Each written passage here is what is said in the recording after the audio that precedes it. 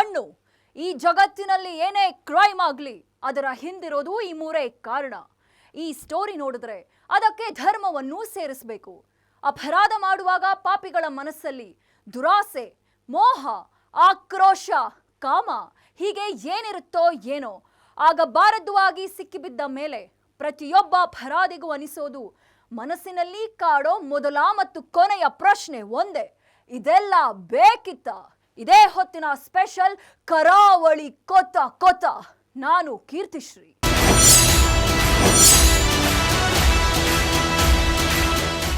ಮತ್ತೆ ಕರಾವಳಿ ಭಾಗ ಕೊತ ಕೊತ ಅಂತಿದೆ. ಬೂದಿ ಮುಚ್ಚಿದ ವಾತಾವರಣ ಸೃಷ್ಟಿಯಾಗಿದೆ. ಪಿಕಪ್ ಡ್ರೈವರ್ ಅಬ್ದುಲ್ ರಹೀಂ ಕೊಲೆ ನಂತರ ಕರಾವಳಿಯಲ್ಲಿ ಮತ್ತೆ ನೆತ್ತರೋಕಳಿ ಹರಿದಿದೆ. ಮರಳು ಅನ್ಲೋಡ್ ಮಾಡ್ತಿದ್ದಾಗ ಎಂಟ್ರಿ ಕೊಟ್ಟ 15 ಮಂದಿ ಅಬ್ದುಲ್ ರಹೀಂ ಹಾಗೂ ಕಲಂದರ್ ಶಾಫಿ ಮೇಲೆ ಅಟ್ಯಾಕ್ ಮಾಡಿದ್ದಾರೆ. ತಲವಾರ್ ರಾಡ್ಗಳಿಂದ ಭಯಾನಕವಾಗಿ ದಾಳಿ ನಡೆಸಿ ಉಸಿರು ನಿಲ್ಲಿಸಿದ್ದಾರೆ. ಈ ಕೊಲೆ ಹಿಂದಿರೋ ಕಾರಣವೇನು? ಅಬ್ದುಲ್ ರಹೀಂ ಟಾರ್ಗೆಟ್ ಆಗಿದ್ಯಾಕೆ? ರಕ್ತದ ಕರಾವಳಿಯಲ್ಲಿ ಮತ್ತೆ ನೆತ್ತರು ಹರಿದಿದೆ. ದ್ವೇಷದ ಕಿಚ್ಚು ಹೊತ್ತಿ ಉರಿತಿದೆ. ಪ್ರತಿಕಾರದ ಕೂಗು ಮಾರ್ದನಿಸುತ್ತಿದೆ. ಸೇಡಿಗೆ ಸೇಡು, ರಕ್ತಕ್ಕೆ ರಕ್ತ ಅನ್ನೋ ಜಿದ್ದಿನ ಮಾತುಗಳು ಕೇಳಿ ಬರ್ತಿದೆ.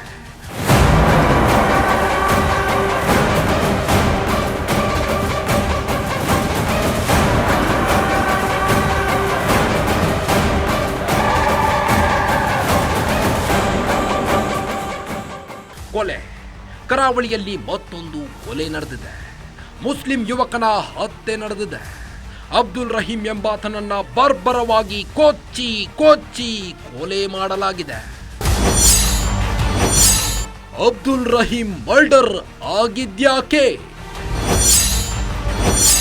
15 ಮಂದಿ ಅಟ್ಯಾಕ್ ಮಾಡಿ ಕೊಂದಿದ್ಯಾಕೆ?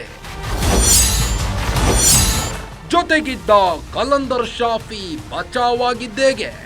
ಈತನೇ ನೋಡಿ, ಅಬ್ದುಲ್ ರಹೀಂ. ಕೊಳತ್ತ ಮಜಲು ಬೆಳ್ಳೂರು ನಿವಾಸಿ. ಪಿಕಪ್ ಡ್ರೈವರ್ ಆಗಿ ಕೆಲಸ ಮಾಡ್ತಿದ್ದ. 38 ವರ್ಷದ ಅಬ್ದುಲ್ ರಹೀಂಗೆ ಮದುವೆಯಾಗಿದೆ. 2 ವರ್ಷದ ಹೆಣ್ಣು ಮಗು, 1 ವರ್ಷದ ಗಂಡು ಮಗುವಿದೆ. ಇರಾಕೋಡಿ ಎಂಬ ಊರಿನಲ್ಲಿ ಮನೆ ಕಟ್ಟಿಸಲಾಗ್ತಿತ್ತು. ಆ ಮನೆಯವರು ಬೆಳಗ್ಗೆ ಅಬ್ದುಲ್ ರಹೀಂಗೆ ಕಾಲ್ ಮಾಡಿ ಮರಳು ಬೇಕು ಅಂತ ಆರ್ಡರ್ ಮಾಡಿದ್ರು. ಮರಳಿನ ಆರ್ಡರ್ ಬರ್ತಿದ್ದಂತೆ ಅಬ್ದುಲ್ ರಹೀಂ ಹೆಲ್ಪರ್ ಕಲಂದರ್ ಶಾಫಿ ಕರ್ಕೊಂಡು ಮರಳಿನ ಅಡ್ಡೆಗೆ ಬಂದಿದ್ದ. ಪಿಕಪ್ ಗಾಡಿಗೆ ಮರಳು ಲೋಡ್ ಮಾಡಿಕೊಂಡು ಆರ್ಡರ್ ಕೊಟ್ಟಿದ್ದವರ ಮನೆ ಬಳಿ ಅನ್ಲೋಡ್ ಮಾಡ್ತಿದ್ದ.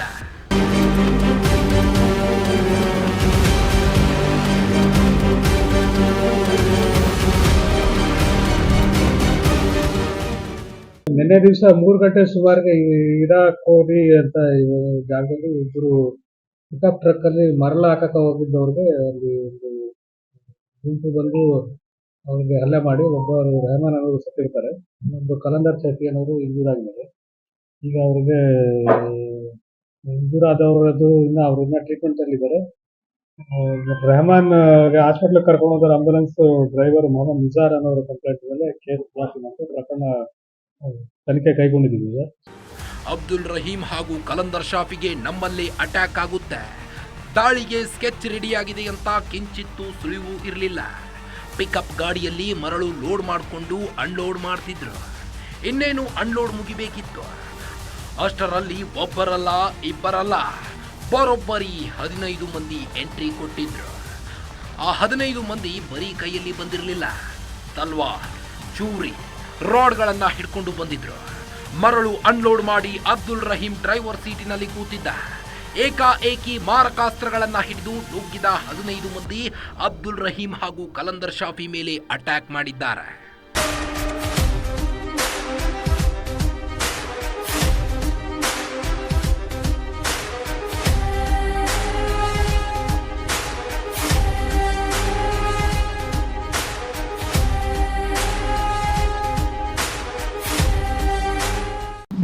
ಬಂಟ್ವಾಳ ಗ್ರಾಮಾಂತರ ಪೊಲೀಸ್ ಠಾಣೆ ಕೊಳಿತಮಜಲು ಅನ್ನೋ ಒಂದು ಗ್ರಾಮದಲ್ಲಿ ಈ ದಿನ ಮಧ್ಯಾಹ್ನ ಸುಮಾರು ಒಂದು 3 ರಿಂದ 3:30 ಸಮಯದಲ್ಲಿ ಒಬ್ಬ ಒಂದು ಮಧ್ಯವಯಸ್ಸಿನ ವ್ಯಕ್ತಿ, ಒಂದು 35 ವರ್ಷ, ಅವನು ಮತ್ತು ಆತನ ಸ್ನೇಹಿತ ಒಂದು ಕಡೆ ಒಂದು ಮರಳನ್ನು ಡಂಪ್ ಮಾಡಲಿಕ್ಕೆ ಹೋದಂಥ ಸಂದರ್ಭದಲ್ಲಿ ಯಾರೋ ದುಷ್ಕರ್ಮಿಗಳು ಅವರಿಬ್ಬರ ಮೇಲೆ ಅಟ್ಯಾಕ್ ಮಾಡಿದ್ದಾರೆ. ಆ ಸಂದರ್ಭದಲ್ಲಿ ಏನು ಈಗ ಮೃತ ಆಗಿದ್ದಾನೆ ಅಂತ ವ್ಯಕ್ತಿ ಮಾಹಿತಿ ಬರ್ತಾ ಇದೆ. ಅವನಿಗೆ ಸ್ವಲ್ಪ ಇಂಜುರೀಸ್ ಜಾಸ್ತಿ ಆಗಿದೆ. ಮತ್ತು ಆತನ ಜೊತೆ ಇನ್ನೊಬ್ಬ ಸ್ನೇಹಿತ ಇರ್ತಾನೆ, ಅವನಿಗೂ ಕೂಡ ಸ್ವಲ್ಪ ಏಟಾಗಿ ಅವನು ಅಲ್ಲಿಂದ ತಪ್ಪಿಸ್ಕೊಂಡು ಓಡೋಗ್ತಾನೆ. ಡ್ರೈವರ್ ಸೀಟ್ನಲ್ಲಿ ಕೂತಿದ್ದ ಅಬ್ದುಲ್ ರಹೀಂ ಸುತ್ತ ದುಷ್ಕರ್ಮಿಗಳು ಸುತ್ತುವರೆದಿದ್ದಾರೆ. ಯಾರಿಬ್ಬರು ಏನು ಅಂತ ದಿಕ್ಕು ತೋಚದೆ ಶಾಕ್ ಆಗಿದ್ದ ಅಬ್ದುಲ್ ರಹೀಂ ಮೇಲೆ ಅಟ್ಯಾಕ್ ಮಾಡಿದ್ದಾರೆ.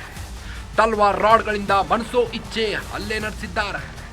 ತಲ್ವಾರ್ಗಳಿಂದ ಅಬ್ದುಲ್ ಮುಖ ತಲೆಯನ್ನ ಸೀಳಿದ್ದಾರೆ. ಕಿಡಿಗೇಡಿಗಳ ದಾಳಿಗೆ ಅಬ್ದುಲ್ ರಹೀಂ ದೇಹದ ತುಂಬೆಲ್ಲ ಗಾಯಗಳಾಗಿವೆ. ಡ್ರೈವರ್ ಸೀಟ್, ಗಾಡಿ ಡೋರಿಗೆಲ್ಲ ರಕ್ತ ಚಿಮ್ಮಿದೆ. ಅಲ್ಲದೆ ಅಬ್ದುಲ್ ರಹೀಂ ಜೊತೆಗಿದ್ದ ಕಲಂದರ್ ಶಾಫಿ ಮೇಲೂ ಅಟ್ಯಾಕ್ ಮಾಡಲಾಗಿದೆ. ಆತನ ಕೈ, ಬೆನ್ನು, ಎದೆ ಭಾಗಕ್ಕೆ ಪೆಟ್ಟಾಗಿದೆ. ಆದರೆ ಕಲಂದರ್ ಶಾಫಿ ಜಸ್ಟ್ ಮಿಸ್ನಲ್ಲಿ ಬಚಾವಾಗಿದ್ದಾನೆ.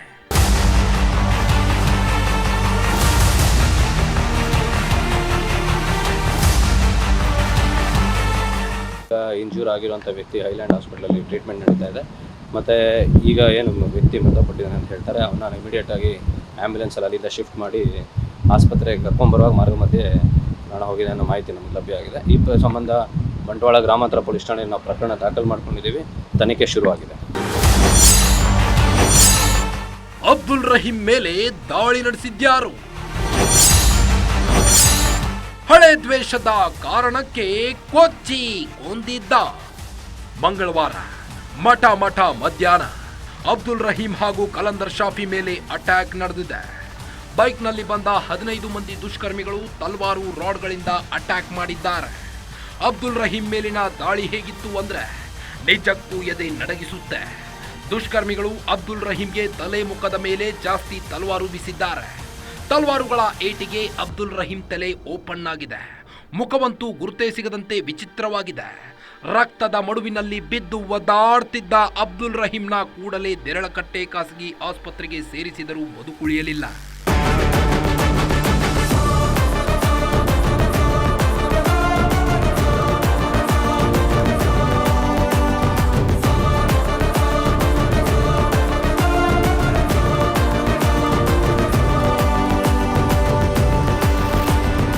ಪಿಕಪ್ ಚಾಲಕನಾಗಿದ್ದುಕೊಂಡು ಮರಳು ಲೋಡು ಸಾಗಿಸ್ತಾ ಇದ್ದಂತಹ ಒಬ್ಬ ಮುಸ್ಲಿಂ ಯುವಕ ಇಮ್ತಿಯಾಜ್ ಎಂಬಂತಹ ಒಬ್ಬ ಮುಸ್ಲಿಂ ಯುವಕನನ್ನು ವ್ಯಾಪಾರದ ಹೆಸರಿನಲ್ಲಿ ಅವರನ್ನು ಆ ಮರಳನ್ನು ಖರೀದಿ ಮಾಡಲಿಕ್ಕೆ ಒಂದು ಕಡೆ ಕರೆದು ಅಲ್ಲಿ ಮರಳನ್ನು ಇಳಿಸಿದ ನಂತರ ಆ ದುಡ್ಡು ತಗೊಳ್ಳಲಿಕ್ಕೆ ಹೋಗುವಂಥ ಸಂದರ್ಭದಲ್ಲಿ ಸಂಘ ಪರಿವಾರಕ್ಕೆ ಸೇರಿದಂತಹ ಸುಮಾರು 10-15 ಮಂದಿಯ ಗೂಂಡಾಗಳ ಕಿಡಿಗೇಡಿಗಳ ಪಡೆ ಏಕಾಏಕಿಯಾಗಿ ಅಲ್ಲಿ ತಳುವಾರನ್ನು ಹಿಡ್ಕೊಂಡು ಅವರ ಮೇಲೆ ದಾಳಿ ಮಾಡಿದ್ದಾರೆ.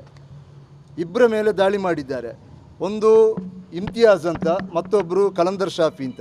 ಈ ಗಂಭೀರ ದಾಳಿಗೊಳಗಾದಂತಹ ಇಮ್ತಿಯಾಜ್ರವರು ಸ್ಥಳದಲ್ಲೇ ಸಾವನ್ನಪ್ಪಿದ್ದಾರೆ. ಪಿಕಪ್ ಚಾಲಕ ಅಬ್ದುಲ್ ರಹೀಂ ಕೊಲೆಯಾದ ವಿಚಾರ ಕರಾವಳಿ ಪೂರ್ತಿ ಕಾಡ್ಗಿಚ್ಚಿನಂತೆ ಹಬ್ಬಿತ್ತು. ಅಬ್ದುಲ್ ರಹೀಂ ಮೃತದೇಹವನ್ನ ಮರಣೋತ್ತರ ಪರೀಕ್ಷೆಗೆ ದೇರಳಕಟ್ಟೆಯ ಎಣೆಪೋಯ ಆಸ್ಪತ್ರೆಗೆ ತರಲಾಗಿತ್ತು. ಅಲ್ಲಿ ಸಾವಿರಾರು ಜನ ಜಮಾಯಿಸಿದ್ರು. ಅಲ್ಲಿಗೆ ಡಿಸಿಪಿ ಸಿದ್ಧಾರ್ಥ್ ಗೋಯಲ್ ಅವರು ಬಂದಾಗ ಕಮಿಷನರ್ ಬಾರದೆ ಶವಾಗಾರದಿಂದ ಶವ ತೆಗೆದುಕೊಳ್ಳುವುದಕ್ಕೆ ಬಿಡೋದಿಲ್ಲ ಅಂತ ಆಕ್ರೋಶ ವ್ಯಕ್ತ. ಕೊಲೆ ಹಿನ್ನೆಲೆಯಲ್ಲಿ ಶಾಂತಿ ಸುವ್ಯವಸ್ಥೆ ಕಾಪಾಡುವ ದೃಷ್ಟಿಯಿಂದ ದಕ್ಷಿಣ ಕನ್ನಡ ಜಿಲ್ಲೆಯಾದ್ಯಂತ ನಿಷೇಧಾಜ್ಞೆ ಜಾರಿಗೊಳಿಸಲಾಗಿದೆ. ಮಂಗಳೂರು ಪೊಲೀಸ್ ಕಮಿಷನರೇಟ್ ವ್ಯಾಪ್ತಿ ಸಹಿತ ದಕ್ಷಿಣ ಕನ್ನಡ ಜಿಲ್ಲೆಯಾದ್ಯಂತ ಮೇ 27ರ ಸಂಜೆ 6 ಗಂಟೆಯಿಂದ ಮೇ 30ರ ಸಂಜೆ 6 ಗಂಟೆ ತನಕ ನಿಷೇಧಾಜ್ಞೆ ಘೋಷಿಸಲಾಗಿದೆ. ಅಲ್ಲದೆ ಅಬ್ದುಲ್ ಕೊಲೆ ಪ್ರಕರಣದ ತನಿಖೆಗೆ 5 ಪೊಲೀಸ್ ತಂಡ ರಚಿಸಲಾಗಿದೆ. ಮಂಗಳೂರು ನಗರ ಸಿಸಿಬಿ ತಂಡ ಮತ್ತು ಬಂಟ್ವಾಳ ಗ್ರಾಮೀಣ ಪೊಲೀಸ್ ಠಾಣೆಯ ಸಿಬ್ಬಂದಿ ಜಂಟಿ ಟೀಮ್ ರಚನೆ ಮಾಡಲಾಗಿದೆ. ಪ್ರತಿ ತಂಡಕ್ಕೂ ದಕ್ಷಿಣ ಕನ್ನಡ ಜಿಲ್ಲಾ ಎಸ್ಪಿ ಯತೀಶ್ ಮಹತ್ವದ ಜವಾಬ್ದಾರಿ ನೀಡಿದ್ದಾರೆ. ಅಬ್ದುಲ್ ರಹೀಂ ಮರ್ಡರ್ ಪ್ರಕರಣ ಪ್ರತೀಕಾರದ ತಿರುವು ಪಡೆದುಕೊಳ್ತಿದೆ. ಸುಹಾಸ್ ಶೆಟ್ಟಿ ಕೊಲೆಗೆ ಪ್ರತೀಕಾರವಾಗಿ ಅಬ್ದುಲ್ ರಹೀಂ ಹತ್ಯೆ ಮಾಡಲಾಗಿದೆ ಅನ್ನೋ ಅನುಮಾನ ಹುಟ್ಟಿಸಿದೆ. ಹಾಗಾದ್ರೆ ಇದು ನಿಜಾನಾ? ಅಬ್ದುಲ್ ರಹೀಂ ಕೊಲೆಗೆ ಹಳೆ ದ್ವೇಷವೇ ಕಾರಣನಾ? ಬಚ್ಬೆ ಚಲೋದಲ್ಲೇ ಸುಳಿವು ಕೊಟ್ಟಿದ್ರ? ತೋರಿಸ್ತೀವಿ ನೋಡಿ.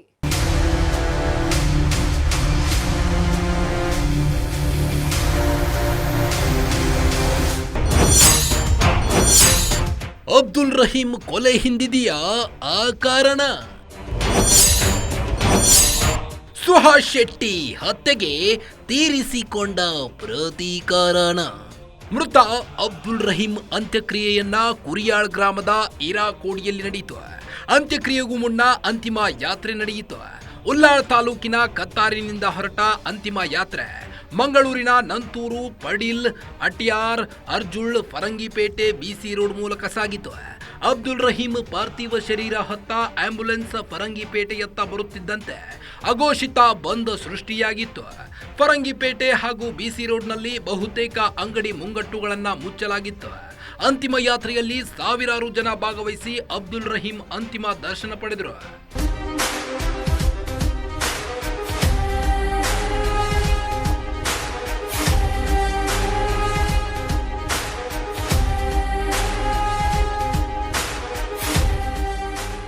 ಅಬ್ದುಲ್ ರಹೀಂ ಪಾರ್ಥಿವ ಶರೀರವನ್ನ ಜಮ್ಮಾ ಮಸೀದಿಗೆ ತರಲಾಗಿತ್ತು. ಜುಮ್ಮಾ ಮಸೀದಿಯಲ್ಲಿ ಧರ್ಮಗುರುಗಳು ಪ್ರಾರ್ಥನೆಯನ್ನ ಸಲ್ಲಿಸಿ ಅಂತಿಮ ವಿಧಿವಿಧಾನಗಳನ್ನ ನೆರವೇರಿಸಿದರು. ಪಿಕಪ್ ಚಾಲಕನಾಗಿದ್ದ ಅಬ್ದುಲ್ ರಹೀಂ ಮರ್ಡರ್ ಪ್ರಕರಣದ ತನಿಖೆ ಶುರುವಾಗಿದೆ. ಕೊಚ್ಚಿ ಕೊಂದ ಆರೋಪಿಗಳಿಗೆ ಪೊಲೀಸರು ಜಾಲ ಬೀಸಿದ್ದಾರೆ. ಆದರೆ ಅಬ್ದುಲ್ ರಹೀಂ ಕೊಲೆಗೆ ಕಾರಣ ಬೇರೆನೇ ಇದೆ ಅಂತ ಈ ಅನುಮಾನಕ್ಕೆ ಕಾರಣವಾಗಿದ್ದು ಹಿಂದೂ ಕಾರ್ಯಕರ್ತ ಸುಹಾಸ್ ಶೆಟ್ಟಿಯ ಕೊಲೆ. ಮೇ 1ರಂದು ಗುರುವಾರ ರಾತ್ರಿ ಸುಹಾಸ್ ಶೆಟ್ಟಿ ಬಜ್ಪೆ ಕಡೆಗೆ ಕಾರಿನಲ್ಲಿ ಹೊರಟಿದ್ದ. ಸುಹಾಸ್ ಶೆಟ್ಟಿ ಇದ್ದ ಕಾರು ಕಿನ್ನಿ ಪದವು ಜಂಕ್ಷನ್ ಬಳಿ ಬರ್ತಿದ್ದಂತೆ 6 ಮಂದಿಯ ಗ್ಯಾಂಗ್ ಅಟ್ಯಾಕ್ ಮಾಡಿತ್ತು. ಸುಹಾಸ್ ಶೆಟ್ಟಿಯನ್ನ ಬರ್ಬರವಾಗಿ ಹತ್ಯೆ ಮಾಡಿ ಎಸ್ಕೇಪ್ ಆಗಿತ್ತು. ಪೊಲೀಸರ ತನಿಖೆಯಲ್ಲಿ ಕೊಲೆ ಆರೋಪಿಗಳು ಸಿಕ್ಕಿಬಿದ್ದಿದ್ರು. ಸುಹಾಸ್ ಶೆಟ್ಟಿ ಕೊಲೆಗೂ ಮುನ್ನ ಮತ್ತೊಂದು ಕೊಲೆಯಾಗಿತ್ತು.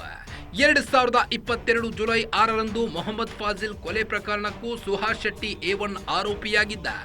ಬೆಳ್ಳಾರೆಯಲ್ಲಿ ನಡೆದ ಪ್ರವೀಣ್ ನೆಟ್ಟಾರು ಹತ್ಯೆಗೆ ಪ್ರತೀಕಾರವಾಗಿ ಫಾಜಿಲ್ ಹತ್ಯೆ ಮಾಡಲಾಗಿತ್ತು. ಇದರ ಪ್ರಮುಖ ಆರೋಪಿಯಾಗಿದ್ದ ಜೈಲು ಸೇರಿದ್ದ. ಕಳೆದ ಮಾರ್ಚ್ನಲ್ಲಿ ಕೋರ್ಟ್ನಿಂದ ಜಾಮೀನು ಪಡೆದು ಹೊರಗೆ ಬಂದಿದ್ದ ಸುಹಾಸ್ ಶೆಟ್ಟಿಯನ್ನ ಬರ್ಬರವಾಗಿ ಕೊಲೆ ಮಾಡಲಾಗಿತ್ತು. ಇದೀಗ ಸುಹಾಸ್ ಶೆಟ್ಟಿ ಹತ್ಯೆಗೆ ಪ್ರತೀಕಾರವಾಗಿ ಅಬ್ದುಲ್ ರಹೀಂನ ಮರ್ಡರ್ ಮಾಡಲಾಗಿದೆ ಅಂತ ಹೇಳಲಾಗ್ತಿದೆ. ರೌಡಿ ಶೀಟರ್ ಒಬ್ಬನನ್ನು ಹತ್ಯೆಯಾದಂಥ ಸಂದರ್ಭದಲ್ಲಿ ಅದರ ಬಳಿಕ ಅನೇಕ ಕಾರ್ಯಕ್ರಮದಲ್ಲಿ ಅವನ ಸಂತಾಪ ಸಭೆಯಲ್ಲಿ ಕೂಡ ಪ್ರತೀಕಾರದ ಮಾತುಗಳನ್ನು ನೇರವಾಗಿ ಕೆಲವು ಹಿಂದುತ್ವವಾದಿಗಳು, ಅದರಲ್ಲಿ ಭರತ್ ಗುಂಪೇರ್ ಎಂಬ ವ್ಯಕ್ತಿ ಪುತ್ತೂರಿನಲ್ಲಿ ಬಂದು ಪ್ರತೀಕಾರದ ಮಾತನಾಡಿ ಕೊಲೆ ಮಾಡ್ತೇವೆ ಅಂತ ರಾಜಾರೋಷವಾಗಿ ಹೇಳಿದಾಗ ಈ ಇಲಾಖೆ ಅವರ ಮೇಲೆ ಯಾವುದೇ ಕ್ರಮ ಕೈಗೊಳ್ಳಲಿಲ್ಲ. ಅವರನ್ನು ಬಂಧನ ಮಾಡುವಂಥ ಕೆಲಸ ಕೂಡ ಆಗಲಿಲ್ಲ. ಅದಾದ ಬಳಿಕ ಯಾವುದೇ ಅನುಮತಿ ಇಲ್ಲದೆ ಬಜ್ಪೆ ಚಲೋ ಕಾರ್ಯಕ್ರಮವನ್ನು ಮಾಡಿದ್ದು, ಅಲ್ಲಿ ಸಾವಿರಾರು ಯುವಕರನ್ನು ಸೇರಿಸಿ ಪ್ರಚೋದನಕಾರಿ ಭಾಷಣವನ್ನು ಮಾಡಿದಂಥ ಶ್ರೀಕಾಂತ್ ಕಾರ್ಕಳನು ಅವರನ್ನು ಕೂಡ ಅವರ ಮೇಲೆ ಕೇಸು ಕೂಡ ಮಾಡಲಿಲ್ಲ, ಅವರನ್ನು ಬಂಧನ ಕೂಡ ಆಗಲಿಲ್ಲ. ಸುಹಾಸ್ ಶೆಟ್ಟಿ ಕೊಲೆ ಕೇಸನ್ನ NIA ತನಿಖೆಗೆ ವಹಿಸಬೇಕು ಅಂತ ವಿಶ್ವ ಹಿಂದೂ ಪರಿಷತ್ ವತಿಯಿಂದ ಬಜ್ಪೆ ಚಲೋ ಕಾರ್ಯಕ್ರಮವನ್ನ ಹಮ್ಮಿಕೊಳ್ಳಲಾಗಿತ್ತು. ನಗರದ ಹೊರವಲಯದಲ್ಲಿ ಬಜ್ಪೆ ಶಾರದಾ ಮಂಟಪದಲ್ಲಿ ಜನಾಕ್ರೋಶ ಸಭೆಯನ್ನ ನಡೆಯಿತು. ಪೊಲೀಸರು ಅನುಮತಿ ಇಲ್ಲದೆ ಕಾರ್ಯಕ್ರಮವನ್ನ ನಡೆಸಲಾಗಿತ್ತು. ಈ ಕಾರ್ಯಕ್ರಮಕ್ಕೆ ಸುಮಾರು 3,000 ಮಂದಿ ಜಮಾಯಿಸಿದ್ರು. ಆ ಕಾರ್ಯಕ್ರಮದಲ್ಲಿ ಸುಹಾಸ್ ಶೆಟ್ಟಿ ಕೊಲೆ ಕೇಸನ್ನ NIA ಒಪ್ಪಿಸಬೇಕು ಅಂತ ಆಗ್ರಹಿಸಿದ್ರು. ಆದರೆ ಈ ದೇಶ ಸಂವಿಧಾನಬದ್ಧವಾಗಿ ನಡೆಯುವಂತ ದೇಶ, ಸಂವಿಧಾನಬದ್ಧವಾಗಿ ಈ ದೇಶ ನಡೆಯುತ್ತೆ. ಹಾಗಾಗಿ ಇವತ್ತಿನ ಕಾರ್ಯಕ್ರಮದ ಮುಖ್ಯ ಅಜೆಂಡಾ ಏನು ಅಂತ ಕೇಳಿದ್ರೆ, ಈ ಪ್ರಕರಣವನ್ನ NIAಗೆ ವಹಿಸಬೇಕು. NIAಗೆ ವಹಿಸಬೇಕು. ಯಾಕಂದ್ರೆ ರಾಷ್ಟ್ರೀಯ ತನಿಖಾ ದಳ ಇದನ್ನ ತನಿಖೆ ಮಾಡಿದ್ರೆ ಈ ಪ್ರಕರಣದ ಹಿಂದಿರುವಂತಹ ಅನೇಕ ಕಾಣದ ಕೈಗಳನ್ನ ಬೆಳಕಿಗೆ ತರುವಂತಹ ಪ್ರಯತ್ನ ಆಗಬಹುದು. ಅದು ಬಿಟ್ರೆ ಕರ್ನಾಟಕದ ಈ ಪೊಲೀಸರಿಂದ ಇದು ಸಾಧ್ಯ ಇಲ್ಲ. ಯಾಕಂದ್ರೆ ಈ ರಾಜ್ಯದ ಒಬ್ಬ ಗೃಹ ಸಚಿವನ ಟೇಬಲ್ ಅನ್ನ ಬಡಿದು ನಾಳೆಯ ದಿನ ಯಾರಾದರೂ ಕಾಂಗ್ರೆಸ್ಸಿನ ನಾಯಕರು ಸುಹಾಸ್ ಶೆಟ್ಟಿ ಮನೆಗೆ ಹೋದ್ರೆ ನಾವು ಸಾಮೂಹಿಕ ರಾಜೀನಾಮೆ ಕೊಡ್ತೀವಿ ಅನ್ನುವಂತ ಒಂದು ಸಣ್ಣ ಬೆದರಿಕೆಯನ್ನು ಹಾಕಿದ ತಕ್ಷಣಕ್ಕೆ ಇಡೀ ಕಾಂಗ್ರೆಸ್ ಅನ್ನೋದು ಬೆನ್ನು ಮೂಳೆ ಇಲ್ಲದೆ ಆ ಮತಾಂಧರ ಮುಂದೆ ತೆವಳುವಂತ ಕೆಲಸವನ್ನು ಮಾಡುತ್ತೆ. ಒಬ್ಬನೇ ಒಬ್ಬ ಕಾಂಗ್ರೆಸ್ಸಿನ ನಾಯಕ ಇವತ್ತು ಆ ತಾಯಿ ತಂದೆ ಆ ಹೆತ್ತವರ ಕಣ್ಣೀರನ್ನ ಒರೆಸುವಂತ ಕೆಲಸವನ್ನು ಮಾಡಲಿಲ್ಲ. ಬಜ್ಪೆ ಚಲೋ ಕಾರ್ಯಕ್ರಮದಲ್ಲಿ ಭಾಷಣಕಾರ ಶ್ರೀಕಾಂತ್ ಶೆಟ್ಟಿ ಪ್ರಚೋದನಕಾರಿ ಭಾಷಣ ಮಾಡಿದ್ದಾರೆ ಅಂತ ಹೇಳಲಾಗ್ತಿದೆ. ಸುಹಾಸ್ ಶೆಟ್ಟಿಗೆ ಕೊಲೆ ಪ್ರತೀಕಾರ ತೀರಿಸಿಕೊಳ್ಳುವ ಮಾತನಾಡಿದ್ದಾರೆ ಅನ್ನೋ ಆರೋಪವಿದೆ. ಹಾಗಾದ್ರೆ ಭಾಷಣಕಾರ ಶ್ರೀಕಾಂತ್ ಶೆಟ್ಟಿ ಹೇಳಿದ್ದೇನು ಅಂತ ಕೇಳಿ. ಹೇಳ್ತಾರೆ, ಈ ಮಳೆ ಚಂಡಮಾರುತದಿಂದ ಹುಟ್ಟಿದೆ ಅಂತ ಹೇಳ್ತಾರೆ. ಆದರೆ ಈ ಚಂಡಮಾರುತದಿಂದ ಹುಟ್ಟಿದಂಥ ಮಳೆಗೆ ಬಜಪೆಯ ಮಣ್ಣಿನಿಂದ ಸುಹಾಸ್ ಶೆಟ್ಟಿಯ ರಕ್ತದ ಗುರುತುಗಳನ್ನಷ್ಟೇ ಅಳಿಸಲಿಕ್ಕೆ ಸಾಧ್ಯ ಬಿಟ್ರೆ ನಮ್ಮ ಎದೆಯಲ್ಲಿ ಉರಿದಿರುವಂತಹ ಆ ಸೇಡಿನ ಬೆಂಕಿಯನ್ನು ಆರಿಸಲಿಕ್ಕೆ ಸಾಧ್ಯ ಇಲ್ಲ. ಸುಹಾಸ್ ಶೆಟ್ಟಿಯವರ ಬಲಿದಾನವನ್ನ ಈ ಸಮಾಜ ನೆನಪಲ್ಲಿಟ್ಟುಕೊಳ್ಳುತ್ತೆ. ಆದರೆ ಇದಕ್ಕೆ ಉತ್ತರವನ್ನು ಎಲ್ಲಿ ಕೊಡಬೇಕು, ಯಾವ ಸಮಯದಲ್ಲಿ ಕೊಡಬೇಕು ಅನ್ನೋದನ್ನು ಮಾತ್ರ ನಾವು ನಿರ್ಣಯ ಮಾಡ್ತೇವೆ. ಆ ಉತ್ತರ ಕೊಡುವಂತ ಜಾಗ ಮತ್ತು ಉತ್ತರ ಕೊಡುವಂತ ರೀತಿ ಅದು ನಿಮ್ಮದೇ ಆಗಿರುತ್ತೆ ಅನ್ನುವಂಥದ್ದನ್ನು ಈ ಸಂದರ್ಭದಲ್ಲಿ ನಾವು ಹೇಳಲಿಕ್ಕೆ ಬಯಸ್ತೇವೆ. ಮೇ 1ರಂದು ಸುಹಾಸ್ ಶೆಟ್ಟಿಯನ್ನ ಬರ್ಬರವಾಗಿ ಕೊಲೆ ಮಾಡಲಾಗಿತ್ತು. ಆರೋಪಿಗಳನ್ನ ಅರೆಸ್ಟ್ ಮಾಡಲಾಗಿತ್ತು. ಸುಹಾಸ್ ಶೆಟ್ಟಿ ಅವರನ್ನ ಯಾವುದೋ ಪ್ರತೀಕಾರಕ್ಕೋ ಸೇಡಿನ ಕಾರಣಕ್ಕೋ ಕೊಲೆ ಮಾಡಿದ್ದಲ್ಲ. PFI ಭಯೋತ್ಪಾದಕ ಸಂಘಟನೆಯೇ ಈ ಕೃತ್ಯ ಎಸಗಿದ್ದು 5-6 ತಿಂಗಳಿಂದ ಸ್ಕೆಚ್ ಹಾಕಿ ವ್ಯವಸ್ಥಿತವಾಗಿ ಕೊಲೆ ಮಾಡಿದೆ ಅಂತ ಹೇಳಿದ್ದಾರೆ. ಮುಂದುವರೆದು ಹಿಂದೂ ಸಮಾಜವನ್ನ ಭಯಪಡಿಸುವುದೇ ಇದರ ಉದ್ದೇಶವಾಗಿತ್ತು ಅಂತ ಕಿಡಿಕಾರಿದ್ದಾರೆ. ಕರಾವಳಿ ಭಾಗದಲ್ಲಿ, ಅದರಲ್ಲೂ ಕೂಡ ಕೇರಳದಲ್ಲಿ ಯಾವ ರೀತಿಯಲ್ಲಿ ಭಯೋತ್ಪಾದಕ ಶಕ್ತಿಗಳು ಆಳವಾಗಿ ಬೇರು ಬಿಟ್ಟಿದ್ದಾರೆ ಅನ್ನುವುದಕ್ಕೆ ಒಂದು ದೊಡ್ಡ ಉದಾಹರಣೆ ಇವತ್ತು ಸುಹಾಸ್ ಶೆಟ್ಟಿಯವರ ಹತ್ಯೆ. ಇದನ್ನು ಮಾಡಿರುವಂಥದ್ದು ಯಾವುದೋ ಮುಸಲ್ಮಾನ ಸಮುದಾಯ ಅಂತ ನಾನು ಹೇಳೋದಿಲ್ಲ. ಇದು ಭಯೋತ್ಪಾದಕ ಶಕ್ತಿಗಳು ಮಾಡಿರುವಂತ, PFIನ ಉಗ್ರಗಾಮಿಗಳು ಮಾಡಿರುವಂತ ಒಂದು ವ್ಯಾಪಕವಾಗಿ ಜನ ಬೆಂಬಲವನ್ನು ಪಡ್ಕೊಂಡು ಮಾಡಿರುವಂತ ಹತ್ಯೆ ಇದು. ಇದು ಯಾವುದೋ ಒಂದು ಕೊಲೆಗೆ ರಿವೆಂಜ್ ಆಗಿ ಇನ್ಯಾವುದೋ ಘಟನೆಯಿಂದ ನಡೆದಿರೋದಲ್ಲ. ವ್ಯವಸ್ಥಿತವಾಗಿ ತಿಂಗಳಾನುಗಟ್ಟಲೆ ಅದನ್ನು ಪ್ಲಾನ್ ಮಾಡಿ ಅದಕ್ಕಾಗಿ ಫಂಡ್ ಅನ್ನು ತರಿಸಿಕೊಂಡು ವ್ಯಕ್ತಿಗಳನ್ನು ನೇಮಕ ಮಾಡಿ ಇಷ್ಟು ವ್ಯವಸ್ಥಿತವಾಗಿ ಕೋಟ್ಯಾಂತರ ರೂಪಾಯಿ ವ್ಯಯ ಮಾಡಿ ಇದನ್ನು ಮಾಡಿದ್ದಾರೆ. ಹಾಗಾಗಿ ಇದೊಂದು ಭಯೋತ್ಪಾದನಾ ಚಟುವಟಿಕೆ, ಇದೊಂದು ಆರ್ಗನೈಸ್ಡ್ ಕ್ರೈಮ್. ಇದನ್ನು UAPA ಅಡಿಯಲ್ಲಿ ಇದಕ್ಕೆ ಪ್ರಕರಣ ದಾಖಲಾಗಬೇಕಿತ್ತು. ಕರ್ನಾಟಕದಲ್ಲಾದರೆ ಕೋಕಾ ಆಕ್ಟ್ ಅಡಿಯಲ್ಲಿ ಪ್ರಕರಣ ದಾಖಲಾಗಬೇಕಾಗಿತ್ತು. ಆದರೆ ಇದು ಯಾವುದನ್ನೂ ಕೂಡ ಮಾಡದೆ ಒಂದು ಸಾಮಾನ್ಯ ಕೊಲೆ ಅನ್ನುವ ರೀತಿಯಲ್ಲಿ ಇದನ್ನು ಪರಿಗಣಿಸಿ ಈ ಪ್ರಕರಣವನ್ನ ಮುಚ್ಚುಹಾಕುವಂತಹ ಪ್ರಯತ್ನವನ್ನು ಮಾಡಿದರು. ಸುಹಾಸ್ ಶೆಟ್ಟಿ ಕೊಲೆ ಕೇಸನ್ನ NIಗೆ ವಹಿಸಬೇಕು ಅಂತ ಹಿಂದೂ ಕಾರ್ಯಕರ್ತರು ಬಜ್ಪೆ ಚಲೋ ಕಾರ್ಯಕ್ರಮದ ಮೂಲಕ ಆಕ್ರೋಶವನ್ನ ವ್ಯಕ್ತಪಡಿಸಿದ್ರು. ಆ ಕಾರ್ಯಕ್ರಮದಲ್ಲಿ ಶ್ರೀಕಾಂತ್ ಶೆಟ್ಟಿ ಪ್ರಚೋದನಾಕಾರಿ ಭಾಷಣ ಮಾಡಿದ್ರು. ಪೊಲೀಸರು ಕ್ರಮ ತೆಗೆದುಕೊಳ್ಳಲಿಲ್ಲ ಯಾಕೆ ಅಂತ ಆರೋಪಿಸಿದ್ದಾರೆ. ಪೂರ್ಣ ಪ್ರಮಾಣದಲ್ಲಿ ವಿಫಲವಾಗಿದೆ. ಪೊಲೀಸ್ ಇಲಾಖೆಯವರ ಕೂಡ ಅವರ ವೈಫಲ್ಯತೆಯನ್ನು ನೇರವಾಗಿ ಕಂಡು ಬರ್ತಾ ಇದೆ.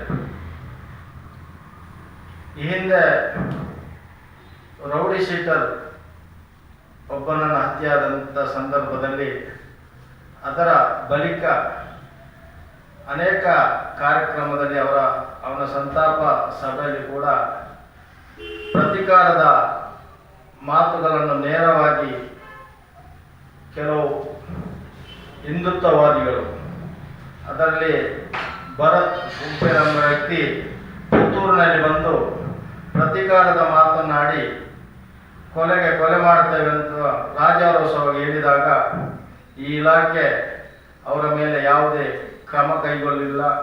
ಅವರನ್ನು ಬಂಧನ ಮಾಡುವಂಥ ಕೆಲಸ ಕೂಡ ಆಗಲಿಲ್ಲ.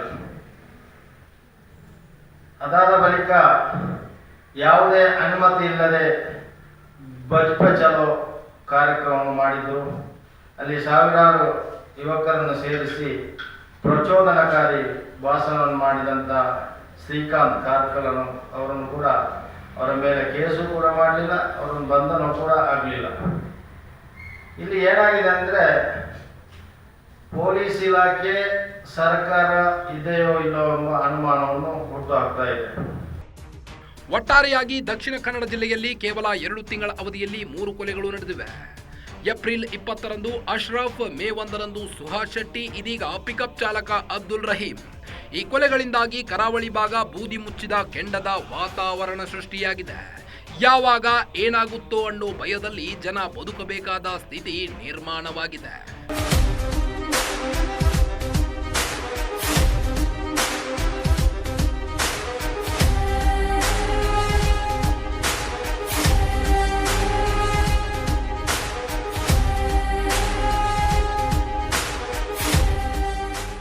ಪಿಕಪ್ ಡ್ರೈವರ್ ಆಗಿದ್ದ ಅಬ್ದುಲ್ ರಹೀಂನ ದುಷ್ಕರ್ಮಿಗಳು ಕೊಚ್ಚಿ ಕೊಂದಿದ್ದಾರೆ. ಈ ಕೊಲೆ ಕರಾವಳಿ ಮತ್ತೆ ಕೊತ್ತ ಎನ್ನುವಂತೆ ಮಾಡಿದೆ. ಪೊಲೀಸರು ಹಂತಕರ ಬೇಟೆಗಿಳಿದಿದ್ದು ಸಿಕ್ಕಿಬಿದ್ದ ಮೇಲೆ ಇದೆಲ್ಲ ಬೇಕಿತ್ತ ಅಂತ ಅನ್ನಿಸೋದೇ ಇರೋಲ್ಲ. ಇದು ಗ್ಯಾರಂಟಿ ನ್ಯೂಸ್, ಸುದ್ದಿ ಖಚಿತ, ನ್ಯಾಯ ನಿಶ್ಚಿತ.